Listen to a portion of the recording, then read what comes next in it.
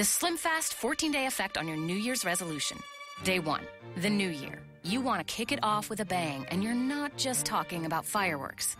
Day 14, you're ready to start this year right, looking great and preferably on top.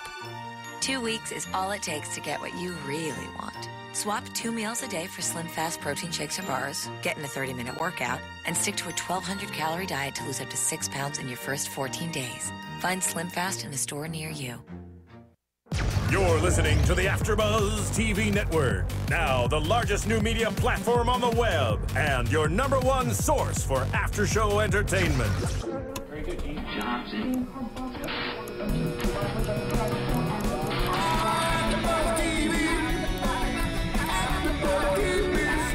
The AFTERBUZZ Studios in Los Angeles, California. Presented by Maria Menounos and streaming live thanks to Akamai Technologies. This is AFTERBUZZ TV's Being Human After Show. We'll break down tonight's episode and get you all the latest news and gossip. And now, another post-game wrap-up show for your favorite TV show. It's AFTERBUZZ TV's Being Human After Show. Woo! Welcome to another amazing AFTERBUZZ TV after show for your favorite show, Being Human. We are on Season 4, Episode 1, Old Dogs, New Tricks, and I am your host, Shano, back for another season of our freaking awesome favorite show, Being Human. I'm excited about this season, and I'm joined here by my equally excited special guest co-host, Laura. Laura is my wife, by the way, everybody. Hi, everyone. And she is a big fan of Being Human. Very big fan. She was here last season, and she got to meet Sam Witwer. Oh, it was awesome. Yeah, she got to talk to him for a little bit, chat it up, take a picture with him. So, it was really exciting. How was it meeting Sam? It was super exciting. I couldn't believe I was in here. I was so hot because I was nervous but excited. I wanted to step out, but I didn't want to miss a thing. So it was awesome. He's such a cool guy, so humble. So it made me even more excited to want to watch the show. Awesome, man. Well, we have an amazing bunch of topics we're going to talk about tonight, and that includes Josh wants to die, Aiden is stalked by Susan. We got Sally escaping her death spot. And lastly, Kenny runs Boston. Can you believe all this stuff? That was a little crazy. A little cray-cray. So let's start talking about Josh wanting to die. So we get to see when the episode opens up, Josh is in his wolf form still. That's how we left him last season. He didn't change back by the time the full moon was over, and it was the next day with Nora. And apparently, I was listening to interviews and stuff from Megan Rath on YouTube, and she said that this episode is supposed to be 3 months after last season's finale. So, therefore, Josh has got to he must have been running around for 3 months in wolf form, and it seems like he only changes back once a month into being human. A normal human being. Yeah, so what do you think of all this? How do you feel about Josh being in this predicament? I mean, I feel at first I didn't really understand what was going on because he was running crazy, as a wolf. And so at first, and then Nora was, into her human form. So I was kind of scared. I didn't understand what was going on. Yeah. Was it, what exactly happened to Josh for him to be turned into a wolf and Nora to be normal? What was going on? And once as the show goes on, I realized he stays as a wolf for all that period of time, 3 months. So that must be really hard for Nora. Yeah, and maybe it has something to do with the old wolf, the old hippie wolf that used to live in that trailer. I think his name was Pete. I don't really remember, but if you guys, you fans, yeah, if any of our fans and followers out there, if you guys know his name for sure, if it is Pete, I hope it's Pete. I'm gonna look really bad if it's not. Go ahead and tweet at us. You can tweet at me at Sean Austin O. That's at SeanAustino on Twitter. And so yeah. Anyway, Pete. It looks like they're actually staying in Pete's trailer. Perhaps. It does. And we got they've been out there for months, right? And even Nora mentioned that Aiden smelled. Am I right? Do you think he smelled a lot? I remember that. Well, I mean, come on. They're in the trailer. You know, it's been, what, 3 months that they've been there? Where do they shower, you know? They're just out there. I feel like the whole cast just, you know, it's not the normal house that they live in anymore. It's just they have to get used to that. And, you know, they love Josh so much that they've changed their lifestyle. Aiden doesn't even want to, you know, have any kind of relationships. He's just focused on his friends. So that's right. And I do feel like him and Kat, we're going to talk, well, yeah, let's kind of talk about him and Kat a little bit. So Kat was messaging him a lot, or maybe even calling him while he was out there. I'm surprised they get signal out there in the boonies, wherever they are. But Kat was trying to reach him, and thankfully we had Josh convince him to go ahead and start, yeah, hey man, be normal, stop being this complicated vampire that you are.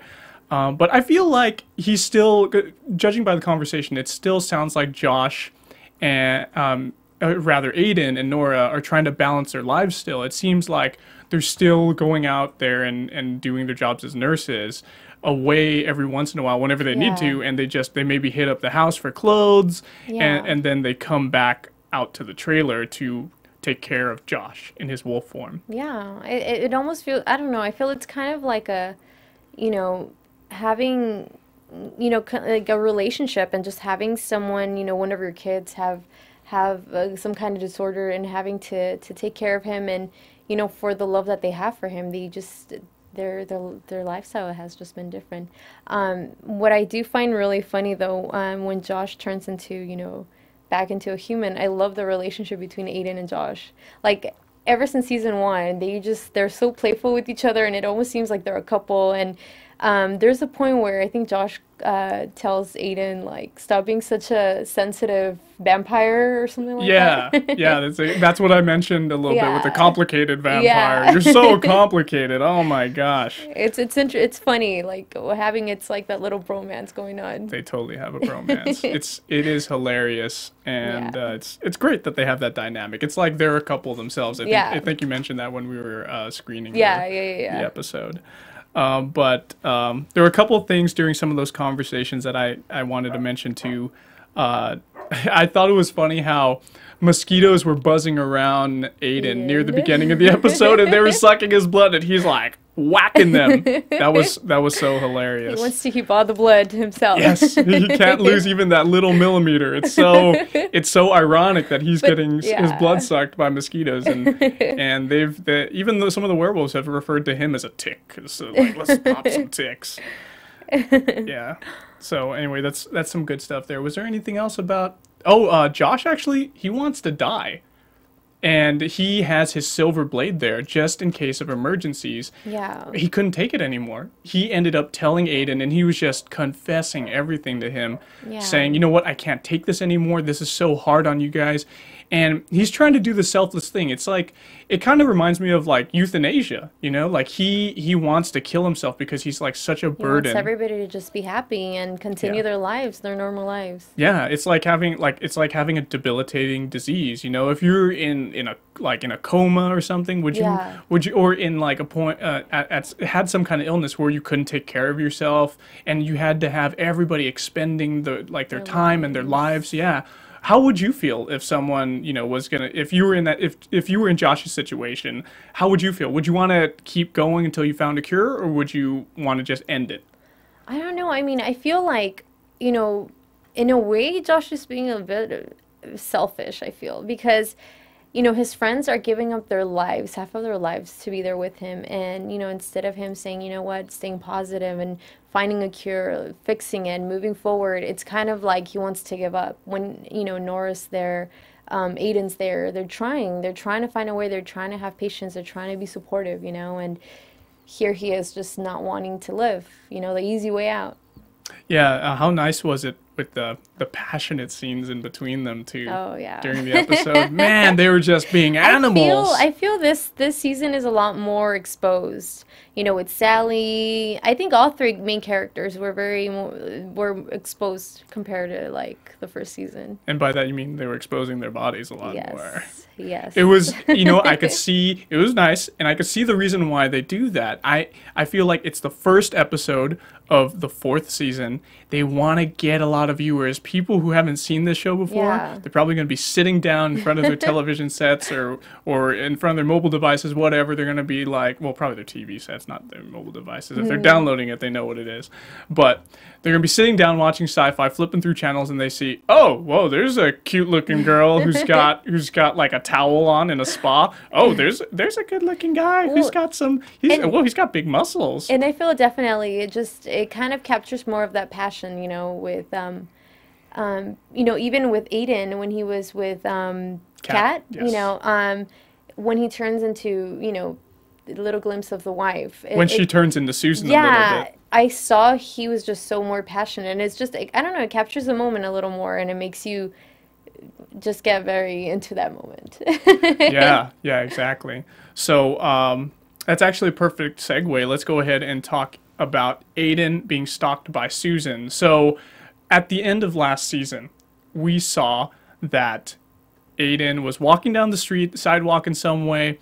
I forgot exactly what he was doing, where he was going. He's probably leaving. Oh, I think he was leaving Kat's place right after Blake and her compelled Kat to make it so she didn't remember anything about finding Sally's body and doing the whole freak out. Yeah. Right? So he's walking away down the street, and then we suddenly see this woman come out of nowhere. Spy. Yeah, like spying on him, on his Yeah. tail, and it's his wife. And we're like, whoa, wait, was that her? And it's obviously, you know, it was her, and it's confirmed now even more. You know, it is her, and it's not just some shadow of her. It really is her. And the only way she could have survived was she's a vampire. You think she's a vampire? Yeah, I'm absolutely sure she's a vampire now. And we're going to get to see... I'm kind of going into predictions now, but I don't want to do that. I want to save our predictions for the end this time. But we'll be seeing a lot more of her and what happened to her before.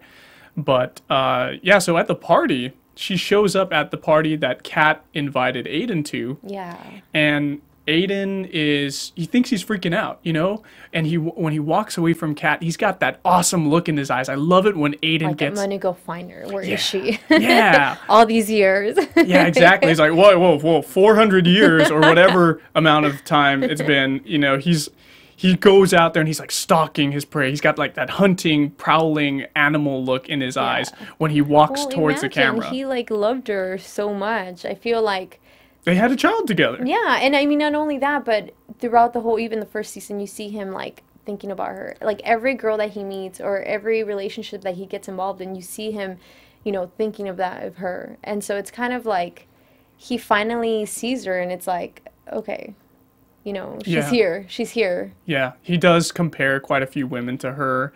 That was his wife when he was mortal. That's a big deal, you know. That's not just he's lived for hundreds of years now, probably been with hundreds of women, maybe thousands of women, who knows. He's immortal. But she doesn't have a tattoo on his chest. He got Celine's tattoo right there. So maybe if she hooks up with him again, she might see that and be like, wait, what is this? What is that? Well, she probably knows what tattoos are by now, you know, because she didn't like teleport from back 400 years ago. She's been here the whole time. I'm sure they'll definitely explain her story a little more, but it's definitely nice to see you know, her come back. Just, I don't know, just because Aiden, you know, he's been having a very tough time with relationships in general.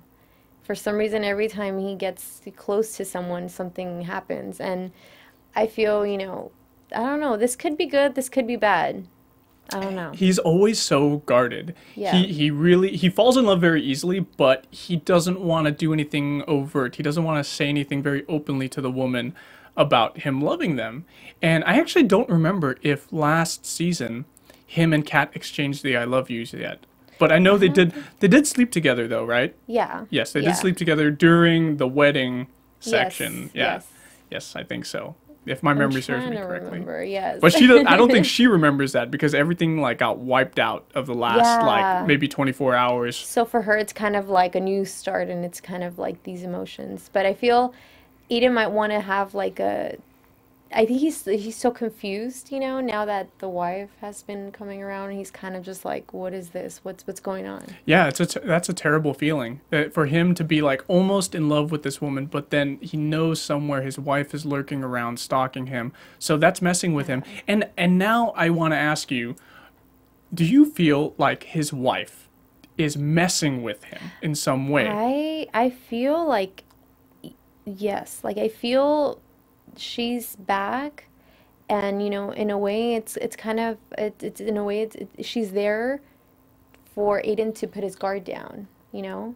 And I feel that way whoever is behind her trying to like do something to Aiden, you know, is behind her trying to like do whatever they want to do to attack Aiden, because that's going to be I don't know, I feel she'll really I don't know, make Aiden go very, you know, open with her, and I don't know. I feel like in some of the teasers that we saw tonight after the episode ended, it felt to me like Bishop, he purposefully turned her, and that's what we're going to see that in the coming episodes. We don't know if it's going to be next time or the following episodes, but it feels like Bishop had a reason for turning Aiden's wife. He wanted to use her rather for leverage in some way. He wanted to make it so that he has like an ace in his pocket, ace up his sleeve, so he can play that card whenever he needs it, so he can win Aiden back in some way. He never had to do it.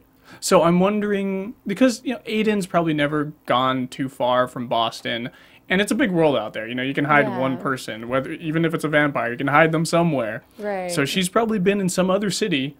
No, maybe she was even lied to. Yeah. And said that, and Bishop is. And now she's maybe even compelled. Like, who knows? Maybe Bishop had said that Aiden was dead.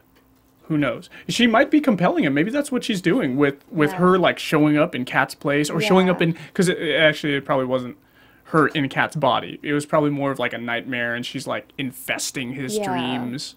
Yeah. So it's just an interesting dynamic that she's doing that. She's messing with him, but then she shows up at his door and is like, "Oh, hey, I'm like just going into you know, like I just showed up right now, right?" Yeah, I mean, I feel it's very I don't know. I feel like I was saying earlier, it could be, you know, like good, or it could be bad. I don't know. She could be being, you know, be there to like brainwash, trying to like control Aiden, and knowing that you know, Aiden loves her so much, she might be a good target to like get into his mind and mess with him. Yeah, and a part of me also wants to say, I wonder if she has something to do with all the changes of the vampires running Boston now. Like Aiden, he doesn't want to have anything to do with that. And maybe she has some kind of small part in all of that. Okay, I want to mention that later in my predictions. But maybe there's something to it. Maybe there's more going on with the vampire society and the vampire underworld. Like, it seems like something is starting up again. Yeah. You know, definitely something is starting up again, and it's kind of like, okay, where's the bad guy? Where is he? It's starting up again. But how weird is it that in Aiden's dream, or whatever it is, the illusion, the puppet that was in his mind with his wife's face, how weird is it that his wife was saying, I like her, I like Kat, you should be with her. Like, how do you think Aiden like feels about that? I think it's just a way to I don't know, play with his head. Yeah. That's why, I don't know.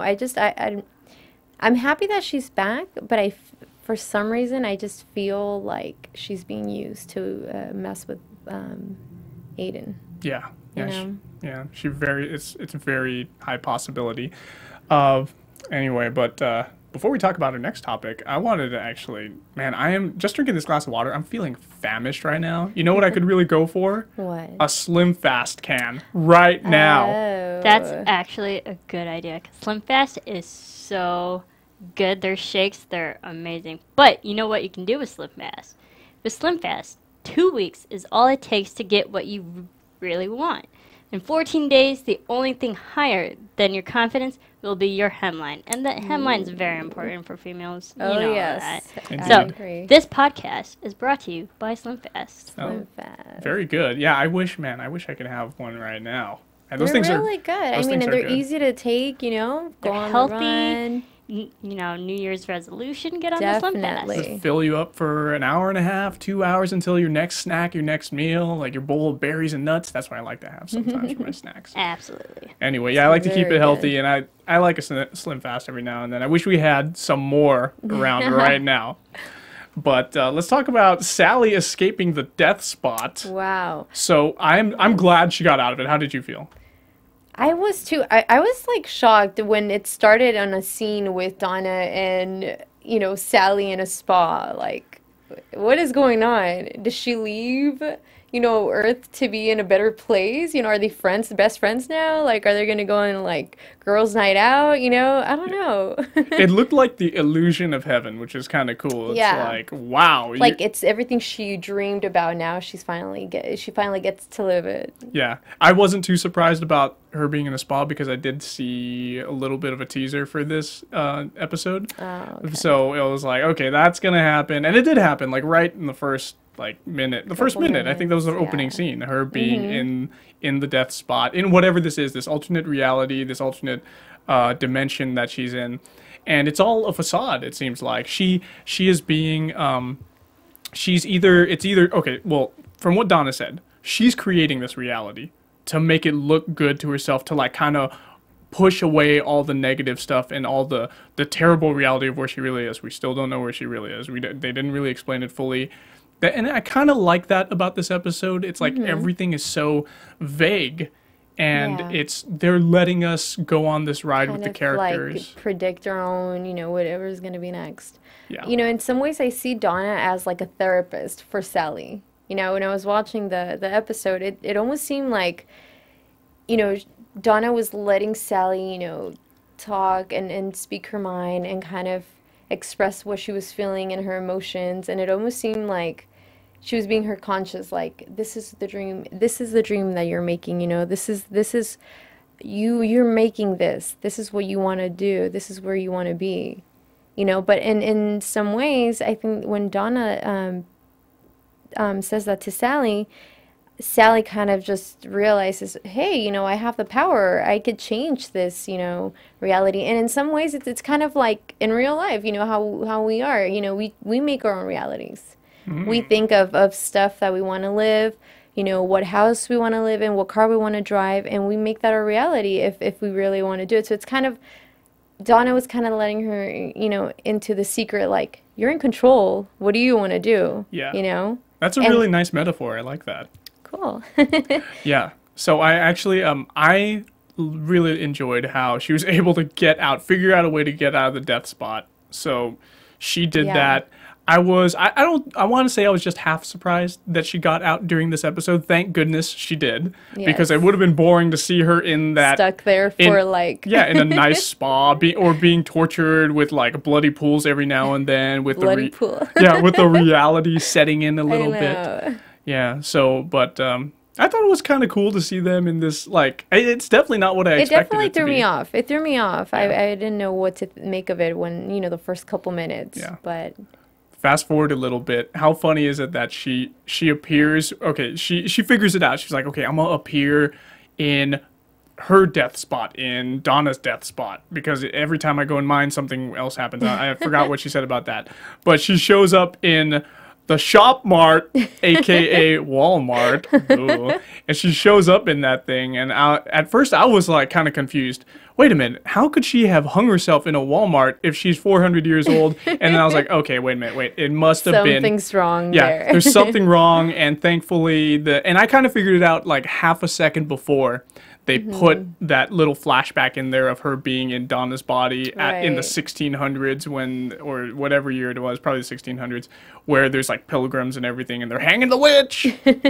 So that was definitely neat. And I've always loved Sally's personality and the character that she plays. I love when she was kind of like, she felt, freed, and like she was running around the street or the parking lot, and she was just like doing her little dance. I don't know, just her character. I love it. She's so bubbly, and it's definitely one of my favorite characters in the show. Yeah, it's nice to have her back out of the death spot, and she's just so hilarious. Definitely, her energy was a lot different when she was in the death spot. Right. She was really calm, but at the same time interrogative and not really joyful at all. And as soon as she gets out, she's like, "Yes, yay!" Yay. And she's happy, we're happy, they're happy. It turns the whole show around. You're sad because things aren't going the best way. For each character. But for some reason, she kind of brings that light, like, hey, it's okay, I'm here, let's party. What are you doing, Aiden? When she appears out of nowhere with Aiden, and Aiden's, like, having a nightmare, and she's just like, hey. That was so awesome. I loved that scene. It was so nice to have him wake. It's like they were living a whole nightmare for 3 months. Yeah. And he wakes up, and she's just magically there. Yeah. And it was just so nice to everybody. Without her, everybody was so morose and sad looking and without joy, and she just brought all the cheer back to them. Yeah. So that was really nice. I love her character, the way she plays her role. So we see fast forward a little bit. She meets up with everybody. I thought it was kind of funny how when she sees Nora's like, "Oh my god," and it looks like they're gonna hug, but you can't hug because she's a ghost. It's kind of like, oh, air hug. Yeah, they should have done something. That would have been kind of, I guess that would have been a little bit too cheesy. That would have been cheesy if they did something like that. Yeah. But it was still nice. It's very funny. And we kind of got it, like, okay, no, they can't hug. They probably want to save a little bit of money on the special effects and not have it to, like... No, but I feel that was perfect because it was so funny. Instead of like actually trying to do the hug, it would have been too cheesy, I think. Yeah, it was more subtle the way they did it. I really liked that. But she still has some of the powers left over from Donna, and she ended up setting a ring around Josh while he's transformed on fire. Yeah. So he's scared, he can't go anywhere, he can't attack them, even though he wants to kill himself, right? Yeah. And they ended up tranking him, thankfully. He goes down, and I was like, whoa, is the fire gonna turn off? Can she control that? And she does turn it off, but I think there was some kind of, from what Donna said, with Sally using those powers, it's some kind of balance. There's like a punishment in some way. So because she did that, now she's in like another dimension again, and she has to figure out her own way out. She has to again. And there's like a door, at the end of that scene. Yeah, exactly. There's this door into another dimension, yet another place. We have no idea where it is. It's kind of like I feel when she was with Donna, like in the spa, it's kind of like she has this new power where she could use it and do so many things, and maybe even get out of the spell that she's in with Donna, use it against her. But it's like it's a new, kind of like the title, new trick. Yeah. It's a new trick for her. She has to master it and control it and learn it and then use it to her advantage. Yeah, definitely. It definitely fits in with the new trick aspect of it. And I wonder what's going on there too with the baby and it didn't show a baby, but it showed a woman who's probably pregnant. And all these, they look like witches. For some reason, I thought it was a little girl. Well, I thought it was maybe it was a young woman. Yeah, because she was just really small. Like the people, it was witches around her. It seemed like they would be witches. It seemed like it, and then I feel like, what were they saying? They kept on saying something. They were saying something. I don't know if I wrote it down, but they said something very specific. I don't think I have it here, but like it was. They were saying like the baby, let the baby revive us, or let the baby's life revive us. So I kind of take it, new life, younger, youth, and we're old, so this way, She could have been a virgin, and they could have been sacrificing a virgin to get, because that's a typical thing, sacrifice the virgin. They could have been doing that in order to suck the energy out of her to make them young again, just like Sally or Donna has done. Yeah, it's definitely something to do with, becoming new and taking the life out of them for them. Perhaps it could end up going this way. We know that Donna's been around for a while. She's a witch. we know she can move in and out of certain dimensions now. She can control She has that that stuff. power. She has that crazy power. Yeah. So maybe with Sally having broken out of Donna or gotten away from her or what, she's absorbed some of her power.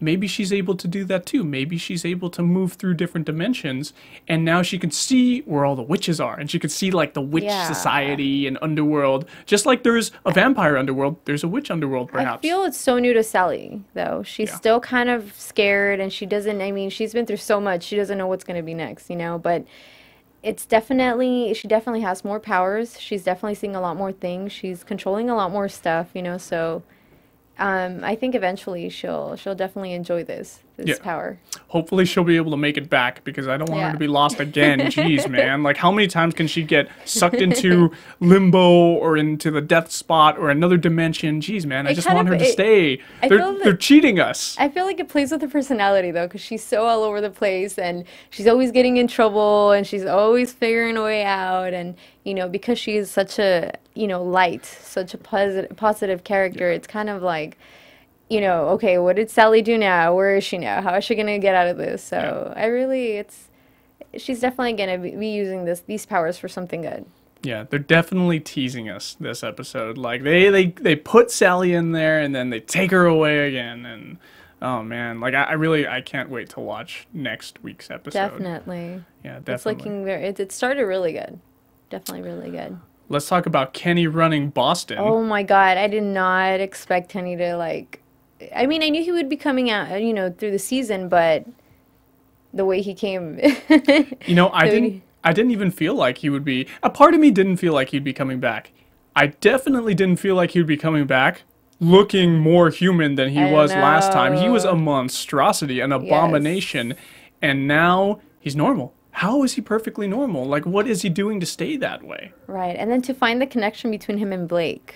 Yeah. That was pretty crazy. And, you know, just seeing the way he was talking to Blake, you know, I don't know, it was just... At first, I thought the roles were totally reversed. You know, obviously because he's younger, I felt like, oh, okay, he's just like, you know, she's taking him under her wing, and she's running Boston, or she's running Boston, like maybe second in command for somebody. Yeah. But she's probably, maybe she's second in command, or maybe she's even lower down the totem pole. Maybe she's probably second in command.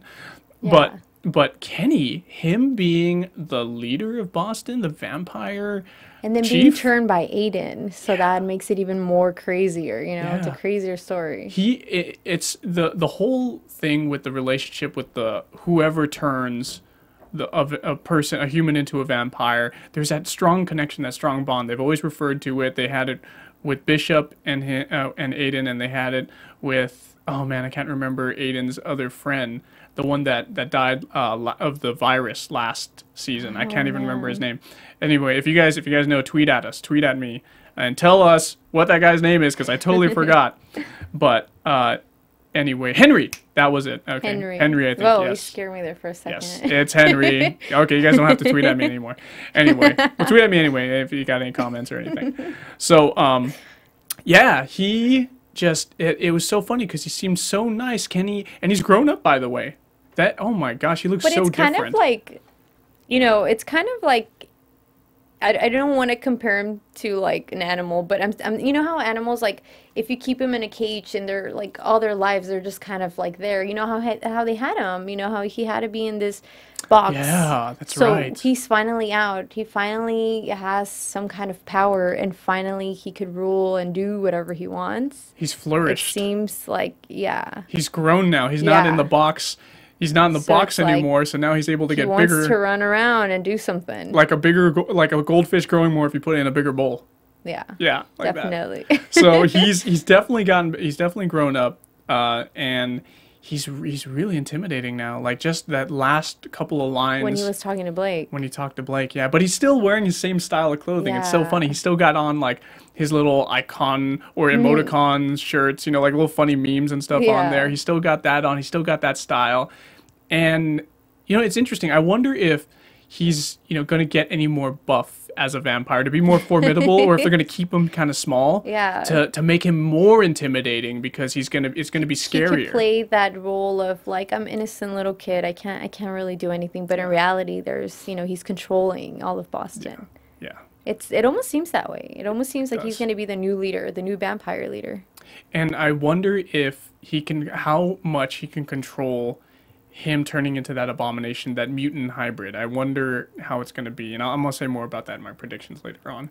But it's a fascinating dynamic that I want to explore more this season. I want to see more of Kenny. I want to see more of him and Aiden together. I want to see all that stuff. And I want to know how he changed back to normal. Yeah. How is that even possible? Yeah, we didn't, with all the mutant hybrids last season, we didn't give him a chance.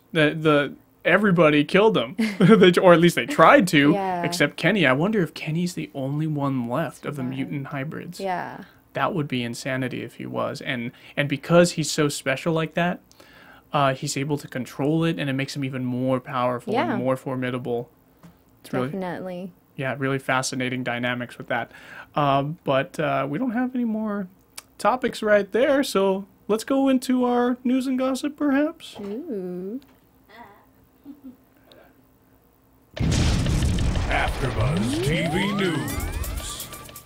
Well, if you guys want to check out my Twitter account, @SeanAustinO, you can go ahead and see some of the news and gossip that I've tweeted out. I've actually taken a lot of the stars, Megan Rath, Sam Witwer, Sammy Huntington, and Kristen Hager. I've taken their accounts. I've been looking at that stuff for the last several days, several weeks, and I've tweeted out some of the most interesting tweets that I could find.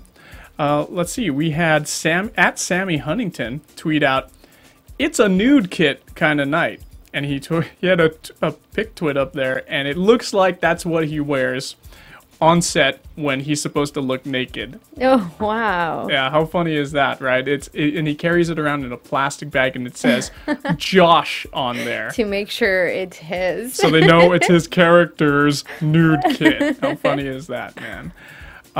Let's see what else we got here.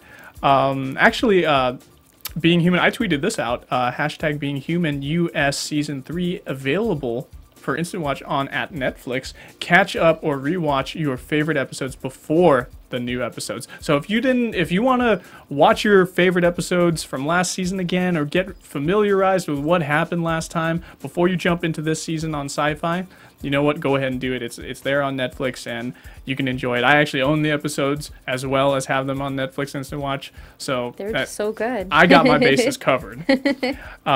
Additionally, we had, let's see, at Sammy Huntington, he also tweeted out, "Hey guys, please watch my show tonight. That would be great. It's on SyFy at 9 p.m. How are you guys doing? I'm a little gassy." Wow. Not unusual. End of tweet. So he is just so comical, isn't he? It's just, not only is he funny on the show, but he's just so hilarious in his tweets. I think he's the funniest one of the bunch on there. But let's see. I tweeted out something else with it's a little bit lower in my timeline, but I tweeted out a interview with Megan Rath that was from Comic-Con last year. Oh yeah, so I remember you talking about that. Yeah, and it's actually it's a pretty revealing interview. She says that her brother, her real life brother, and her brother in the show, Jesse Rath, who plays Robbie, is going to be making another appearance, and we did get to see that tonight in the teaser for the whole season. Yeah, we got to see Jesse Rath, aka Robbie, making an appearance, so that was pretty nice as Robbie Malek. So he's going to be back in there. Also in the interview, she said she wanted to do the show Defiance, which is another show on SyFy. It's a SyFy original show as well. And Jesse Rath, he plays a character in there, a regular character. He's an alien in there. He's got that's right. Pale white skin. Contacts. He's got crazy red contacts. He's got like long white hair. And and Megan Rath says she wants to at least be the same race as him. She doesn't want to be some other weird like one hitter quitter kind of alien. Yeah. She wants to be an alien that's like there and it's like, yeah, I'm his sister or I'm a relative of his. That's really cool. It just seems that they have a really close relationship. They do. They do. Yeah. So I tweeted that out. You guys can check that out. Watch that YouTube video. It's only 8 minutes, but it's very informative. There was a couple other things. Oh yeah, she also in the video she also mentions that she tweets from her own account. I'm sure like everybody else, Sam Witwer, Sammy Huntington, Kristen Hager, they all tweet. They all seem like they're the genuine article tweeting their accounts out for Twitter. So that's good to know. Yes. And she says she reads her tweets. So if you guys tweet at her, be sure to say something nice. You know, don't be a troll. Don't tweet all crazy out at her. But yeah, I think. Last piece of news and gossip, and then we'll move on to our predictions. We have here Sam Witwer at Sam Witwer. He tweeted out Google Plus Hangout in 30 minutes. # Being Human, and he leaves a link there. Season 4 premiere. So apparently, they're doing Google Hangouts where they're able to like interact with. I guess I wasn't able to watch it. I was trying to do the Google Hangout on my iPad at the local Starbucks, and I couldn't do it. So maybe if you guys are, maybe they're gonna have another one next week. And if anybody is able to get into the Google Hangout, you guys should tweet at me and let me know how it is. So let me know if how does that really work? Do everybody just kind of joins in? You know what? I've never done Google Hangouts myself. Interesting, yeah. But I know some people that have, and it's pretty cool. It's a pretty cool application. Whoever talks on it the loudest. Kind of like chatting in a way. Yeah, it's like it's like FaceTime, but it's through Google. Oh, that's so pretty cool. what they're able to do is whoever's making the most noise, which is kind of weird in the Google Hangout, they get their picture to be blown up the biggest, and then a bunch of other people who are in the chat on different lines, they're small. They're like their FaceTime shots are minimized in a way. Oh, okay. So it's kind of interesting. So I wonder how they're able to interact with fans like that. That's a really cool way, though. That's, you know. Yeah, and there's probably like thousands of fans who are trying to interact with them. Right. Like, so how could they manage that, you know? Yeah. But they were doing some kind of trivia. I tweeted that out as well on my account. But they were doing some kind of trivia. I don't know who, but they said that Sam Huntington, Being Human SyFy account said, will @Sammy Huntington pull out a # Being Human live trivia victory? And they have a pic twit up. So they were doing some kind of trivia questions. I don't know, because I couldn't get into the Google Hangout. But next time. We'll see. We'll see next time. If you guys are able to get in there, tweet at me. Really tweet at cool. us. Yes. Let me know. I want to know. Anyway, let's move on to our predictions. And now, your AfterBuzz TV predictions. Well, I've got a doozy of predictions here. I've been alluding to them the whole show because I know that they're good, and they're just bouncing around in my brain. All right, so let's start off with one of mine, and we'll go to one of yours. Okay. All right, so with me, I feel like we're gonna see more flashbacks of Susan and Aiden's past. And obviously we kind of saw a little bit of that in the teaser. So it's not, it's kind of an obvious one. Cheating. But Just kidding. but they're important because it gives us something to go off Yes. of. All right? But we're going to see more flashbacks. And I'll tell you what, I love the flashbacks. I like seeing them in the colonial times. And exploring their past more. That's the most awesome thing about vampires, is that you can make them so old into present day and still go all the way back. And you can still go all the way back and explore different parts of their humanity, of them being a vampire, learning to be a vampire, whatever. Yeah, especially with their relationship. So it's very interesting. Yeah, absolutely. What do you got? I feel that Kenny has something to do with Susan, the wife. Something, Kenny might even be controlling her in some ways and trying to get back at Aiden, and I don't know. I feel something. He's up to something. Kenny, he's up to something. And using Susan. I think he definitely is. I don't know if he's going to be using Susan. I have a prediction that's contrary to that, actually. Let's see. I feel like we're going to get to see more Bishop. Obviously. Yes! I love him. I love Bishop. He's just so great. I can't think the actor's name escapes me. He's always really been one of your favorite characters. Oh yeah, I just love the way he acts. I can't think of his name right now. It's like on the tip of my tongue, like it's about to exit the brain right now. Don't yell it out. You're gonna scare me again. But I think Susan actually isn't. I don't think she's working for Kenny. I think she's got a hidden agenda, and she could have. Okay, I wrote down here could have been placed by Kenny, but I think now she's got more of a hidden agenda for herself, or so she could be placed by him. You could be very well right, Laura, but I feel like she is actually maybe part of a vampire rebellion against Kenny because there's imagine all this power has been vacated because of all the vampires that have died. So there's probably a power struggle between all these new vampires They're who are trying to like overpower each other. yeah, and they're not even decades old. They're only a few years old by comparison to all the other vampires who are centuries old. So maybe she's rebelling against Kenny, and she's trying to manipulate Aiden to retake Boston so that her and him can be the king and queen of Boston within the vampire underground. It's a very romantic way of seeing this. Yeah, oh yes. And lastly, I think Kenny knows how to control his change. And he shows up next time, very next episode, episode 2. And he's going to be more powerful than Aiden. And we're going to see him use his powers and maybe show his abomination side. Okay. Any other predictions for you? I think with Sally, I feel like she's gonna learn how to control her powers, and she might be the new Donna in a way, but turn it into a good witch, kind of. If that makes any sense. Oh, a good ghost witch. Yes, have these crazy witch powers, but still, be a ghost and have, travel through time and space, rather. Space.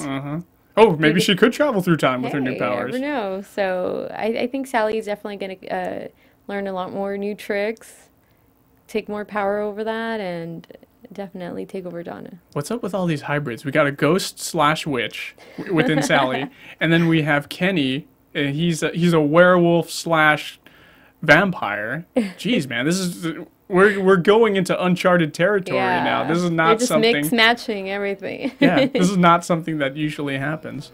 But anyway, that's about it for us here at AfterBuzz TV's Being Human podcast. Thank you guys so much for joining us, and we're definitely going to be back here next week. Hopefully, some of my co-hosts who were not here tonight, let's give them a little bit of a shout out. We had Kelly. She was not here tonight, so she's supposed to be back here next week. And Katarina Lee Waters. Yes, I tried to do a little bit of a British accent there. She is supposed to be coming back. I don't know when, but hopefully in the next week or two she'll be back as well. And maybe even next week, maybe even Laura can join us again. Well, I'm really happy you guys had me here today. I had a really good time and definitely enjoying watching one of our favorite shows. So thank you so much.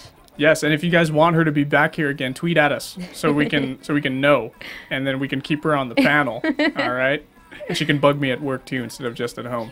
If you guys want to follow me, you can follow me at Sean Austin O on Twitter and Instagram. And you can follow me on Instagram at Laura487. Okay, thanks so much, guys. We'll buzz with you next week. From executive producers Maria Menounos, Kevin Undergaro, Phil Svitek, and the entire AfterBuzz TV staff, we would like to thank you for listening to the AfterBuzz TV network. To watch or listen to other after shows and post comments or questions, be sure to visit AfterBuzzTV.com. I'm Sir Richard Wentworth, and this has been a presentation of AfterBuzz TV. Buzz you later. The views expressed herein are those of the hosts only and do not necessarily reflect the views of AfterBuzz TV or its owners or principals. Thank you for watching AfterBuzz TV on YouTube. For more of your favorite after shows and interviews, subscribe to our channel here, and be sure to share your opinion on the episode in the comment section below here. We'd love to see what you guys are buzzing about. Thanks again. Buzz you later.